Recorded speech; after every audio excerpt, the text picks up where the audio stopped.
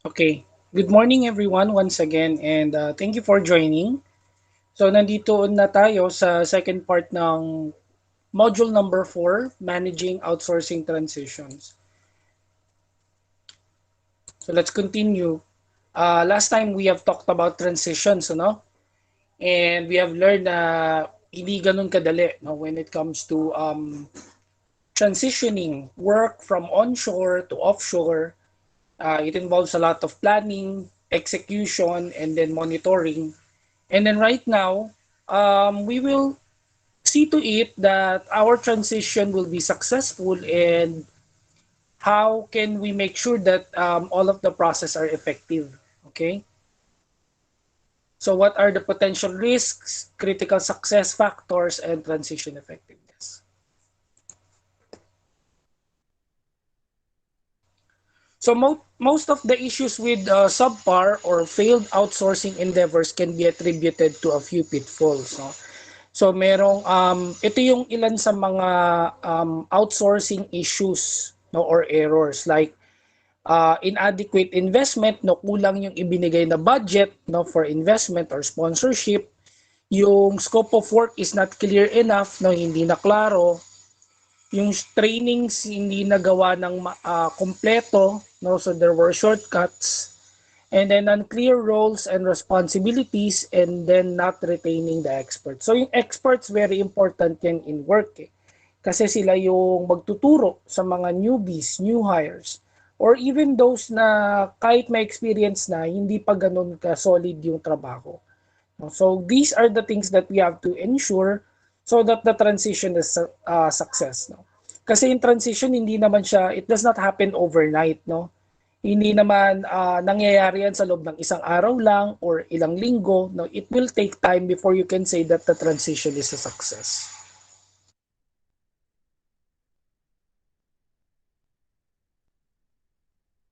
The success of or failure of a transition project is fundamentally measured in two aspects. So, ready na ba yung technology natin? No? Thus, we have technology readiness, or ready na ba yung manpower natin? Thus, we have manpower readiness. So, if you could see the bottom line in these two things is just readiness. Ready na ba?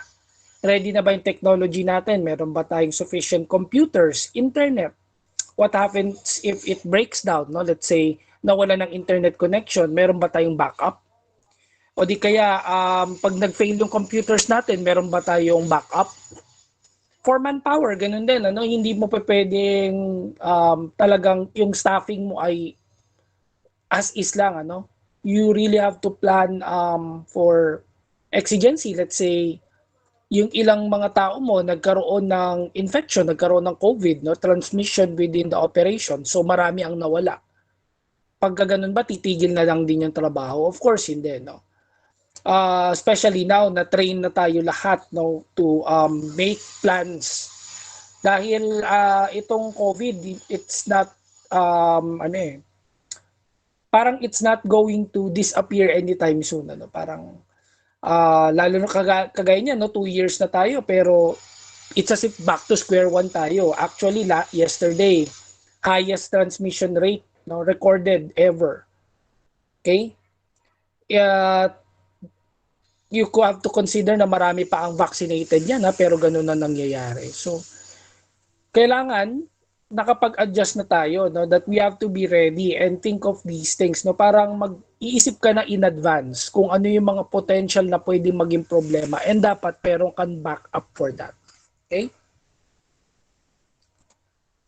So transition effectiveness can be measured through financial benefits and the performance of the teams. Para masabi mo na effective yung transition mo, makikita mo siya financially, no? Syempre, pagka mas malaki yung kita ng company, yan yung tinatawag nating bottom line, masasabi natin na the transition has been effective. Okay? Yung performance din ng team natin is also another indicator na kung maganda yung performance ng team. Hindi palpak yung mga trabaho ng mga tao.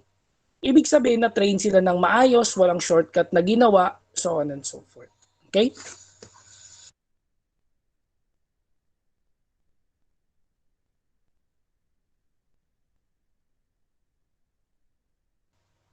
So financial benefits, it is important to quantify the real cost before offshoring baseline cost. So sa financial, of course, makikita natin kung maganda yung ating ROI, no, or return on investment. And with that, marami ka dapat isipin ng mga gastos eh. It's not as easy as transitioning one work from one place to another. Marami kang dapat isipin, and itong costs na to, these are relative to location, ano? Cost related to moving the function to the new team should be tracked, and then capturing these cost elements enables comparison of baseline costs. So alam naman natin, ano, we have already established na mura sa Pilipinas. Pero kahit sabihin natin, when we say mura, marami tayong dapat i-consider, no? Magkano ba yung workforce cost dito? So, ayan, dito sa Pilipinas daw, lumalabas $5 per hour ang isang regular customer service rep. So, that's around 250 pesos. At kung high-end naman, yung mas talagang technical, marami siyang, kumbaga IT expert siguro to, or hindi lang involved sa calling or selling yung trabaho niya, marami siyang ginagawa, $12 per hour siya. So, malaki yan, ano? So workforce costs vary from one place to another. No, all workforce cost is always charged to you since these costs are driven by the market rates. So for example, an entry-level graphic designer will cost 18,000 pesos or 355 US dollars.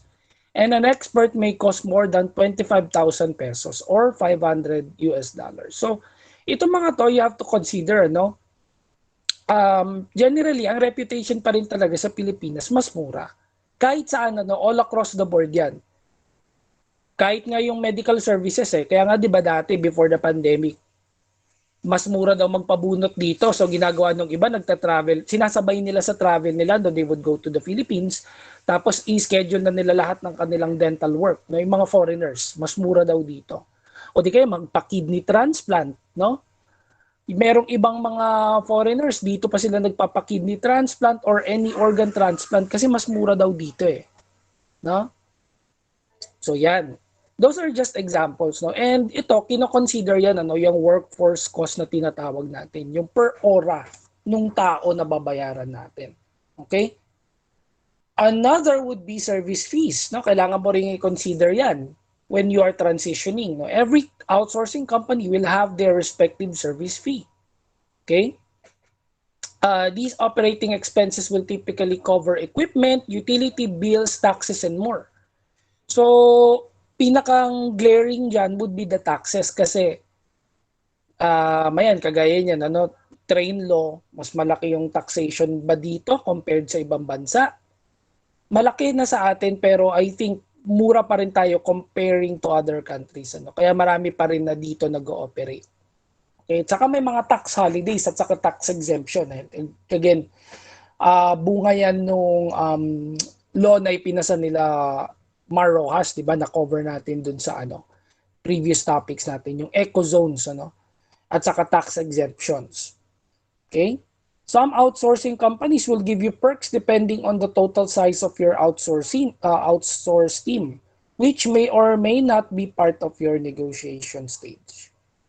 So basically, marami pang ibang kailangan i-consider, no? Yung mga fees na tinatawag natin.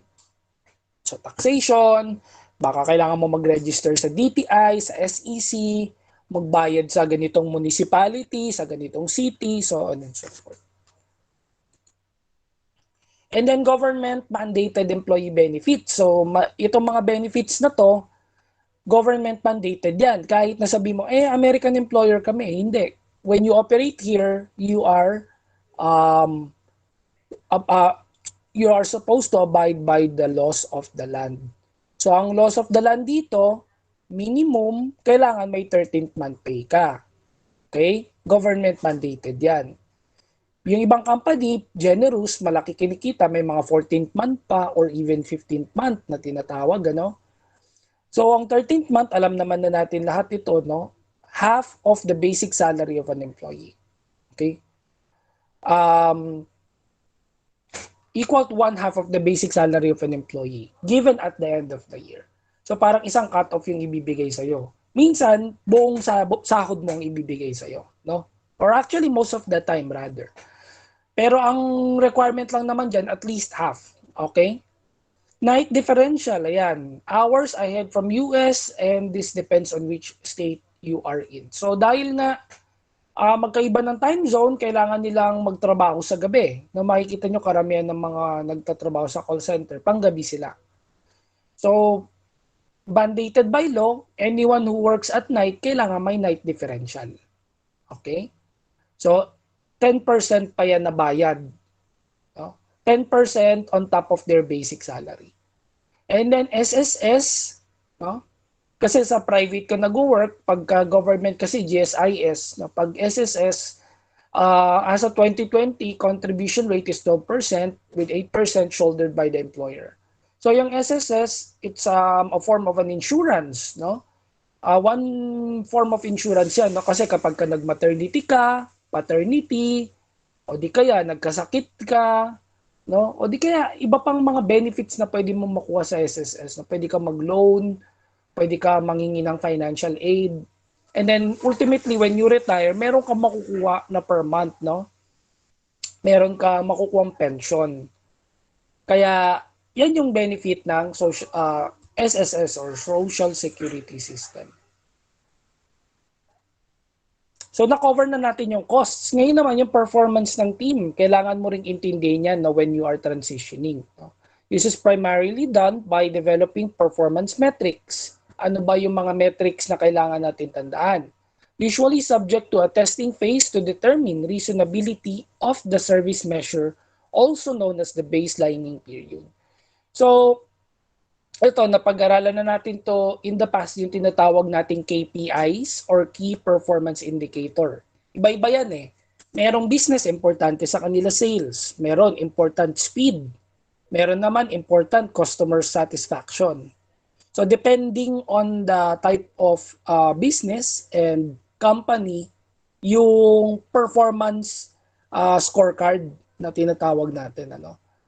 So, ito kailangan din makita ito ng both sides when we are transitioning, and it has to be baseline, meaning dapat on same page yung company and then yung third party na mag-outsource, no? O magre-receive ng business rather. So yan. These things are measurement of transition effectiveness. The documents must be ready, no? And the documents would contain input, processes, output, communication, and supervision.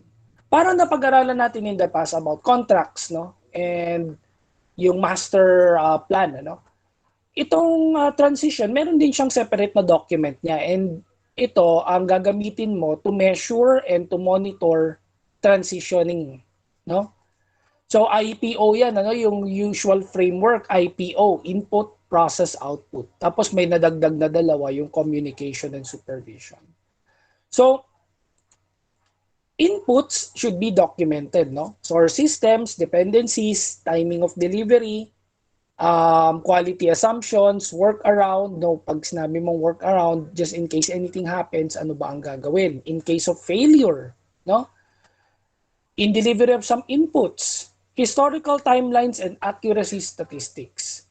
So itong inputs natin, ano ba yung input ng isang regular na business process outsourcing? Of course, yung kanyang human resources, yun yung input niya eh.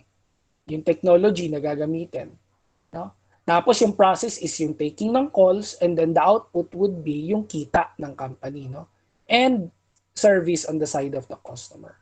So ngayon sa inputs, dapat daw nakadocument yan. Ano? Lahat ng ginagawa ng mga empleyado, what if, ayun nga, sabi dito, workaround in case of failure. Ang input natin, tao eh, tsaka yung ating infrastructure and yung technology, yung computers and whatnot.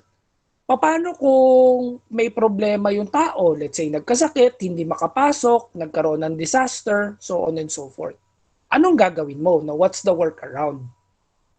In the same manner, nagkaroon ng problema sa computers, nasira, nasunog yung building, kagaya niyan, nung isang araw, no, sa Star Mall, nagkaroon ng sunog sa Alabang.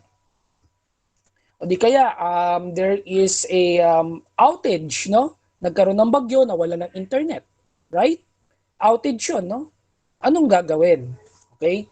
So dapat nakaplan yan, ano? Meron kang input, yung portion ng iyong document readiness for input ay nakalagay. Processes are documented using the industry standard.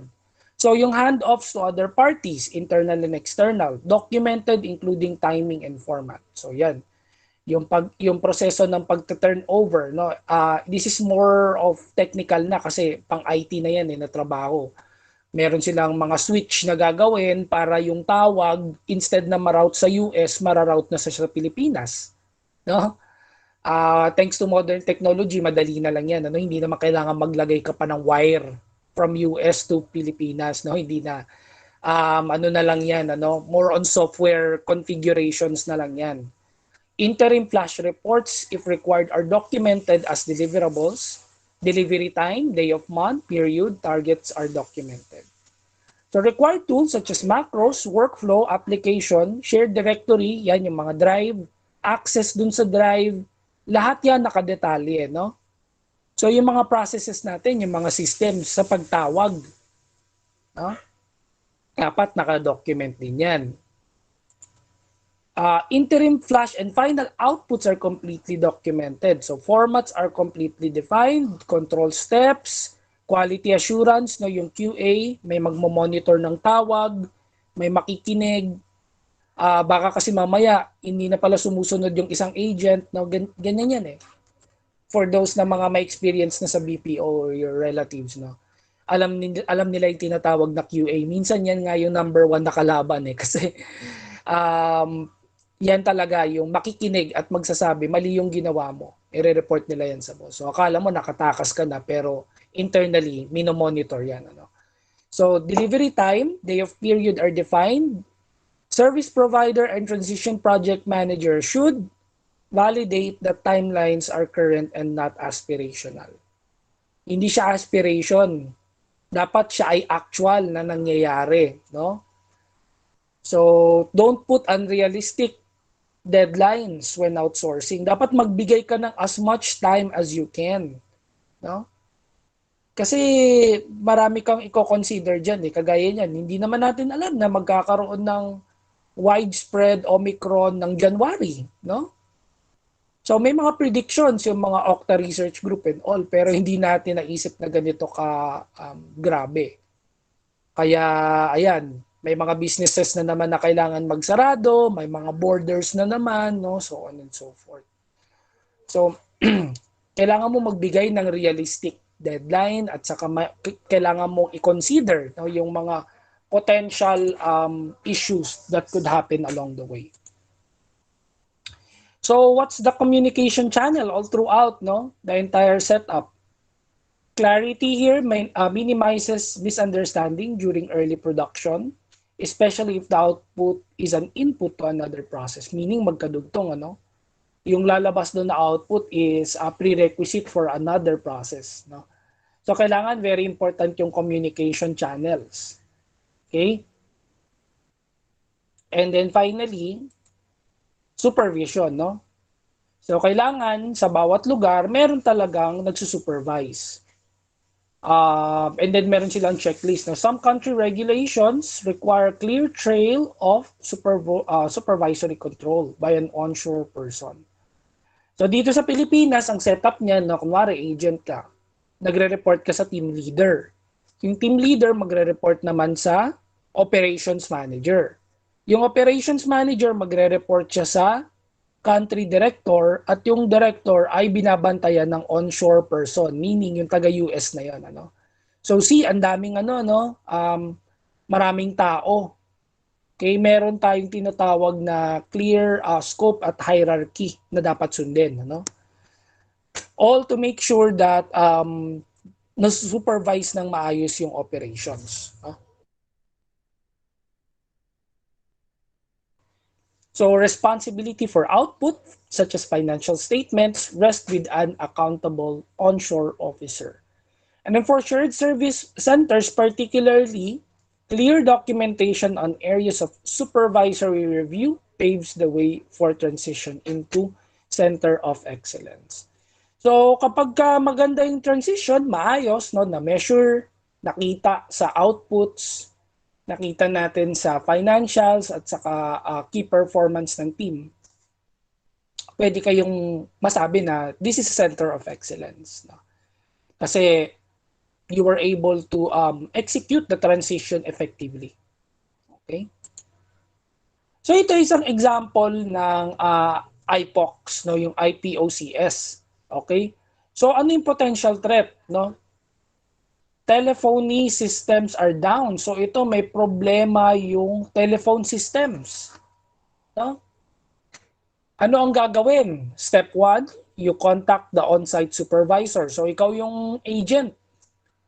Nagloloko yung ano, no, telephone mo, yung soft phone mo sa computer.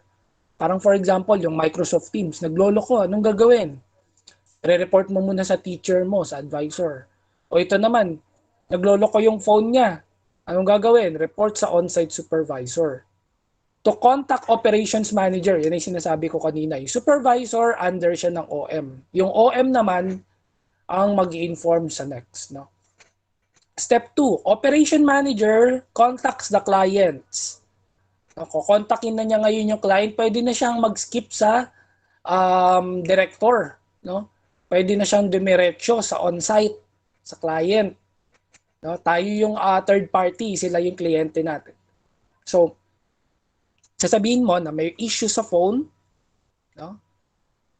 So, diyan na gagawin yung mga plano. Okay, pagka nag-down yung Philippine site, okay, ganito muna gawin natin, no? Siguro pwedeng i-off muna saglit yung phone line, no? Parang may sasabihin na, parang automatic voice prompt na, our phone lines are busy at the moment, no? Please wait in line to get in touch with the representative. Parang ano lang siya, no, pang pacify, pero in reality, meron ng issue, no? Kaya yun yung pinakapangharang, no? And then the on-site supervisor provides 30-minute updates to operations manager. So regular yan, ano, every 30 minutes. Yung supervisor i-report niya sa OM. At yung OM, ano, on-site supervisor provides 30-minute updates to operation. Ba't naulit lang to? So dapat yung operations manager na to would report now to the client, no, every 30 minutes. So all throughout the issue, in constant communication yan, di ba? Nakalagay nga IPOCs, no? C, communication. And then yung S, yung supervision. They are all monitoring the situation hanggang sa mag-stabilize siya. Okay? So that's an example. And maraming mga threats na pwedeng mangyari. Again, isang example lang yan eh. Nag-down yung soft phone. Paano kung bari nawala ng internet, no? Nagkaroon ng bagyo, lahat down, ano? Kahit anong network ka pa, pag bagyo, wala talaga yan, ano? O di kaya magkaroon ng high transmission rate, maraming nagkaroon ng COVID, no? Or whatever disaster, no, that would happen. So, dapat lahat yan, meron kayong plan for the transition. Ano?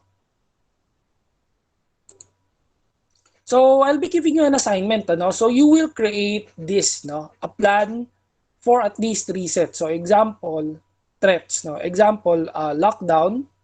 Ano yung potential effect niya? Mababawasan yung staff. Kasi nag-lockdown eh, hindi makalabas yung iba, hindi makatravel, hindi pa complete yung vaccination, so on and so forth. So ano yung business continuity plan? Ang gagawin ng company, magbibigay sila ng work from home option or work from home plan para yung mga employee na hindi pwedeng umalis, sa bahay na lang sila magko-call. No? So that's an example. So you can create 3 more of this.